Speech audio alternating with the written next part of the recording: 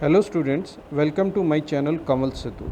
In today's lecture session, we are going to discuss various pricing methods and pricing strategies which are used by various business organizations. These are the main methods of pricing, or we call it the pricing policies. The first one is cost oriented pricing. Under this, let's discuss cost plus pricing method. So in this method, the marketer estimates the total cost of producing that product, then adds a markup or a margin that the firm wants to that price. Then is the break even pricing method. So as we know that break even point is the volume of sales at which the total sales revenue of the product is equal to the its total cost, or we can say that break even point is the volume of sales at which there is no profit or no loss. So this method is also known as the no profit no loss pricing method, and the price is calculated by using these formulas. Next is the rate of return or target pricing method. So under this method of first of all, a rate of return desired by the company on the amount which it has invested is calculated. The amount of profit desired by the firm is also calculated. So the amount of profit is added to the cost of production, and the price per unit of the product is calculated. Then second comes the customer oriented pricing method, or we call it customer demand oriented pricing. Here the first one is what the traffic can bear pricing. So in this case, the seller charges the buyer a price that seems to be little excessive or little more, but it will be well within the range of the buyer. So in this method brings high profits in a short span of time, and it can be used where the monopoly exists. Then is skimming based pricing. Here the firms charge higher prices for their products. The main motive for this kind of pricing is to achieve an early break even point, or we can say the firms, if they want to maximize their profits in a shorter time span, they adopt the skimming based pricing strategy. Then the third one under customer demand oriented pricing is the penetration based pricing. So as opposed to skimming pricing, the main objective of penetration pricing is to capture the market. So here the firm keeps the price of its product lower than the competitor, so that it can easily capture the competitor's customer base. The third pricing method is competition oriented pricing. As we know, most of the companies fix the price of their products after carefully studying their competitors' price. So first is going rate pricing, or we call it parity pricing. So under this method, the price of a product is calculated on the basis of the price of competitor products. For example, Coca-Cola and Pepsi mostly follow this kind of pricing method. Then is discount pricing. So when the firm calculates the price of its products below the competition level, or we can say in this case the companies keep the price of their product below the competition. So this is known as the discounting pricing, or we sometimes also call it pricing below competition level. Then similar to this, or we can say opposite to this, is pricing above the competition level, or we call it the premium pricing. So here the firm determines the price of a product above the price of same products of the competition. So the price policy is adopted by the firms which has high reputation because of good quality. Then is the competitive bidding, or sealed bid or tender pricing. In a large number of projects, industrial marketing and marketing to the government, the suppliers are asked to make their quotations as part of tender, and the price quoted reflects the firm's cost and its understanding of the competition. So in this case, the price is given in the form of seal bid. These are some of the other methods which most of the firms also follow. The first one is value based pricing. So as we know that good pricing begins with the complete understanding of the value that the product or a service creates for the customers. So value based pricing uses buyer's perception of the value regarding a particular product or a service. The main purpose for this kind of pricing is not to recover the cost but to capture the value of the product as perceived by the customer. Then second comes the affordability based pricing. So this method is relevant in respect of essential commodities which meet the basic needs of all the sections of the people. The main idea here is to set the prices in such a way that all the sections of the population are in position to consume those products, and the price is set independent of the cost involved in this case. Then is market and demand based pricing. So the pricing starts with an understanding of how the customer's perceptions of the value affect the price, and how much they are willing to pay. So both consumer and industrial buyers balance the price of a product and service against their own benefits. So before setting prices, the marketers must understand the relation between price and demand for particular products and services. So these are the main pricing methods, or we call it the pricing policies. So after selecting the appropriate pricing method, the required price for a particular product or a service can be adapted by the firm by following any of the below given pricing strategies.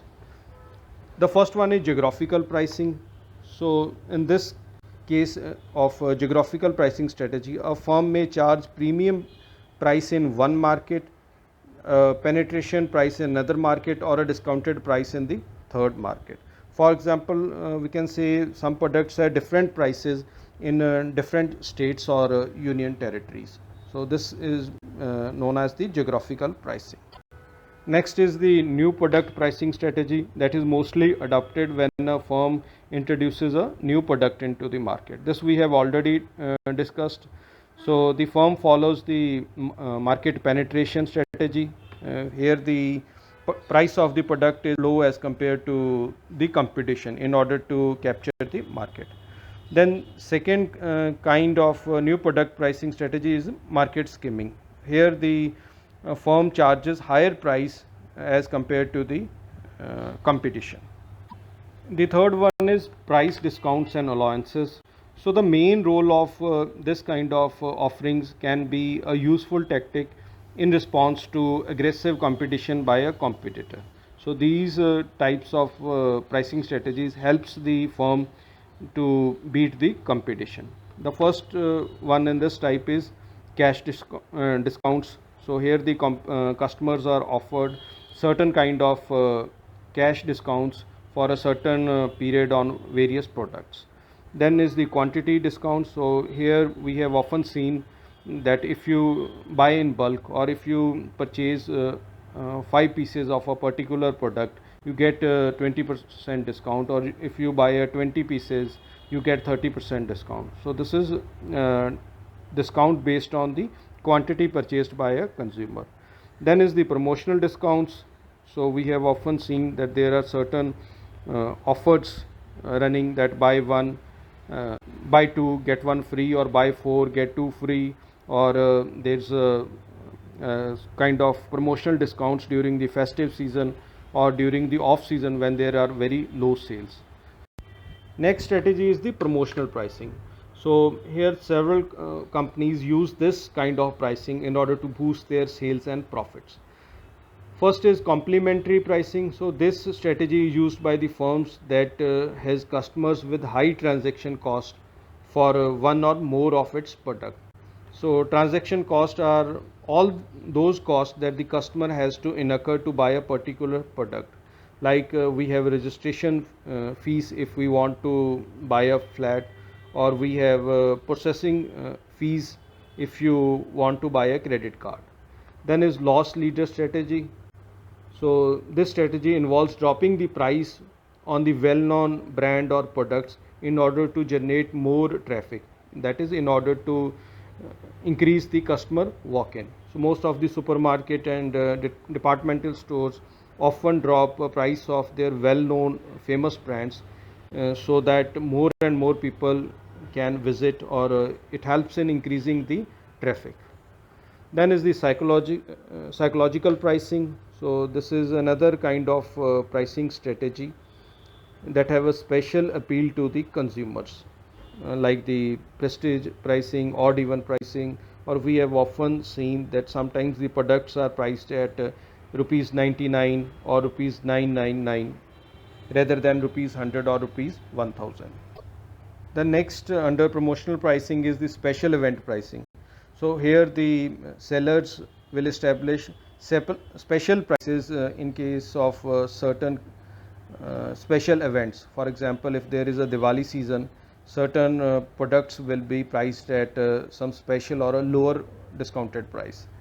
Then is the cash rebates. So most of the auto companies or other consumer goods companies offer rebates in the form of cash to encourage the purchase of products within a specific time period. So these kind of cash rebates helps in clearing the old inventories. Then is the low interest financing. So instead of cutting its price, the companies offer the customers low interest financing. Most of the automobile companies have nowadays announced no interest financing to attract the customers. So they charge no interest on loans. Then is longer payment terms. So in order to attract more and more customers, many firms even offer longer time period to pay their loans.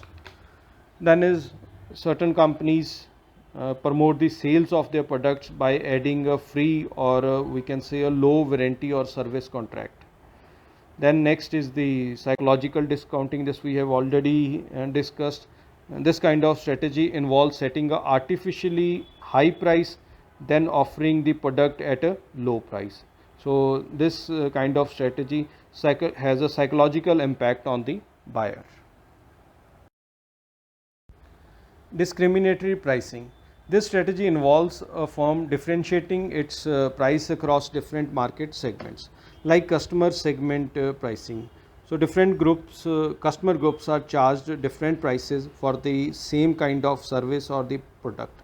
For example, the museums and the certain kind of parks charge lower admission fee to students and senior citizens. Then is the product form pricing. Here different versions of product are priced at different levels. Then is the image pricing. So some of the companies price the same product with two different levels based on the image or packing differences. Let's take an example. A perfume manufacturer can put the same perfume in one bottle, give it a name and image and price at rupees 500, and similarly it can put the same perfume in some another kind of bottle with a different name and a different image and price at rupees 1000. Then is the channel pricing. So we have seen most of the cold drinks carries a different price depending upon the whether they are purchased in a fine restaurant or we purchased from a retail shop.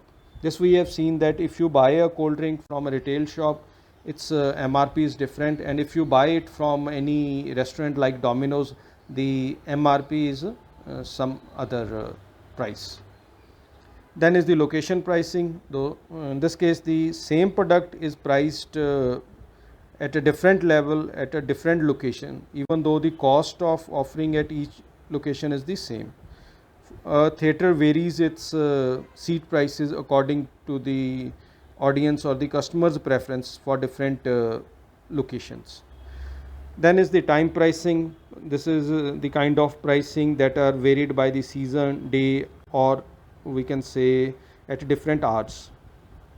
So we have seen that sometimes some of the goods are priced at a certain price for the 5 days of week, and they are priced at a higher level during the weekends. Another important pricing strategy is the product mix pricing. Under this, let's first discuss the product line pricing. So companies normally develop product lines rather than single products and introduce price steps. The main task in this case is to establish a perceived quality differences so that the price differences of the products within a same product line are properly justified. Then is the optional pricing. So in this case, many companies offer optional features along with the main product. Like the automobile companies often offer certain kind of features like power windows, power steerings, airbag, defoggers, or alloy wheels. In this case, the price is charged as per the features which are attached to the main product. Then is the captive product pricing. This we have often seen that manufacturers of razors set a low price and then set a high price for the razor blades. Similarly, if a we have often seen that a mobile service operator may give a mobile phone free of cost if the person commits to buy their mobile services for the next 2 years or 5 years. Then is the two-part pricing. So in this case, some of the service firms often engage in this kind of pricing where a fixed fee plus a variable usage fee is charged from the customer. We have seen that telephone users has to pay a minimum monthly fee plus charges for calls beyond that minimum number. So in this case, the fixed fee or the fixed price should be low enough to induce purchase of the service. The profit can be made from the usage fees. Then is the byproduct pricing. We already know that production of certain goods like the petroleum products or other chemicals often results in the byproducts. So if the byproducts have value to the customer group, then the companies can earn their profit by selling those byproducts, whereas they can keep the price of the main product low as compared to their competitors. Then is the image pricing. In this case, the firm varies its prices over different brands of the product line. This strategy is commonly used in textiles, cosmetics, soaps and perfumes. So this was all in today's lecture session, in which we covered the pricing methods and various pricing strategies to implement those pricing methods. Thank you.